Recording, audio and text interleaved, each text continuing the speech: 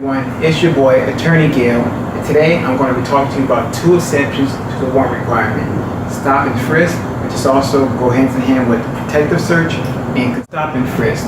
Now this occurs basically every day. This is the situation where a police officer sees you walking down the streets, stops you, and decides to do a pat-down search. Now, one key thing about the pat-down search is that if you're in a situation where a cop is basically has you against the wall and decides to do a pat-down search, they're supposed to be looking for weapons. This is called a protective search.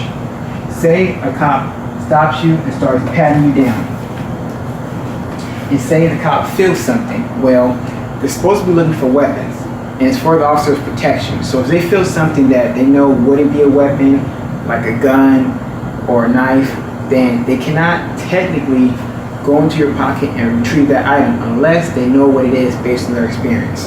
And that is obviously for a bunch of interpretations, but the general rule is that cops are supposed to be looking for weapons when they do a protective search, and they cannot go inside your pockets unless they know what that item is. The second exception that I'm going to discuss today is consent.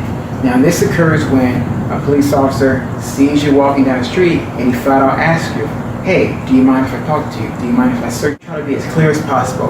Do not consent to a search. Once again, do not consent to a search.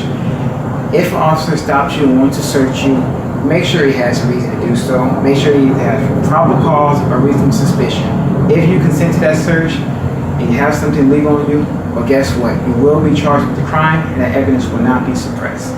Two exceptions to the warrant requirement: stop and frisk and consent. Next week, I'll talk to you about the automobile exception and the plain view doctrine. See you next week, folks. It's your boy, Attorney Gil.